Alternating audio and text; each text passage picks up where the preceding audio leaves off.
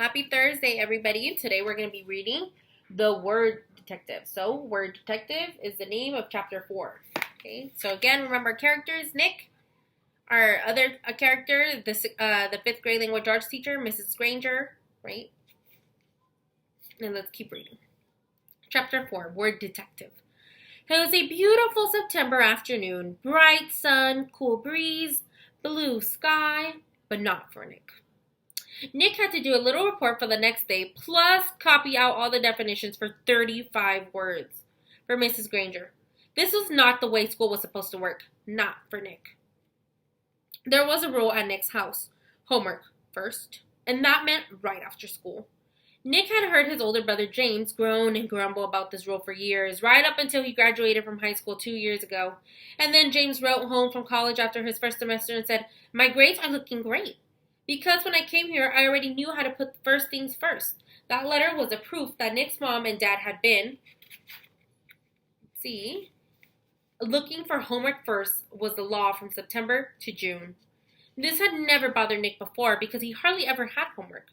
Oh, sure, he had looked up his spelling words on Thursday nights, and there had been a few short book reports in 4th grade, but other than that, nothing. Up to now, schoolwork never spilled over into his free time. Thanks to Mrs. Granger, those days were gone.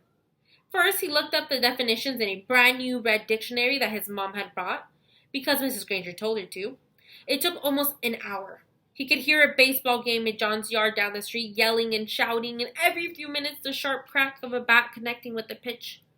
But he had a report to do for Mrs. Granger. Nick looked at the very front of the dictionary. There was an introduction to the book called Words and Their Origins. Perfect, Nick thought. It was just what he needed to do this report. It would all be over in a few minutes. Nick could already feel the sun and the breeze on his face as he ran outside to play. Homework all done. So here is Nick, right? In his face. Does he look happy or does he look mad or sad or disappointed? How does Nick look? Then he read the first sentence from the introduction. So he's reading the introduction on that red book.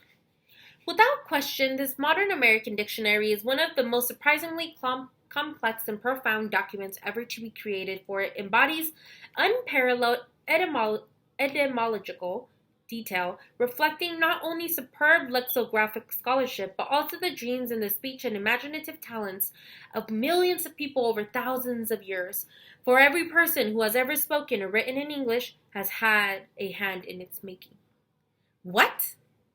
Nick scratched his head and read it again and then again.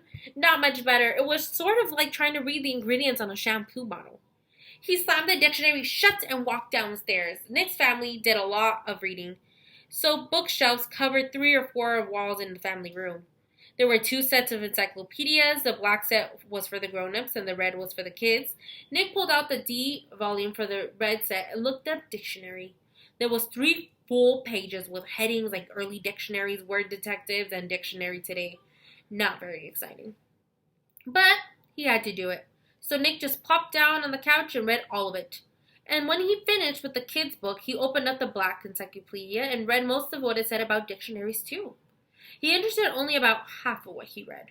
He leaned back on the couch and covered his eyes with his arm, trying to imagine himself giving a report on all this boring stuff. He'd be so lucky to have 3 minutes worth. But because Nick was Nick, he suddenly had an idea and brought a grin to his face. Nick decided that giving this report could actually be fun. He can make it into something special. After all, Mrs. Granger had asked for it. So let's see what goes on in the next chapter, because in this chapter, right, he looks up, right, the word is called word detective, because what is he being right now? He's actually being like a word detective, right? He's like looking up words and what they mean and where they come from, right? Because he's looking at dictionaries, but now he's also looking up the meaning of first he's looking up words in the dictionaries, and now he's actually looking up what the dictionaries mean, and that was one of the headings, right? So now let's see what goes on in the next chapter if he really gets this report done, because he has a surprise.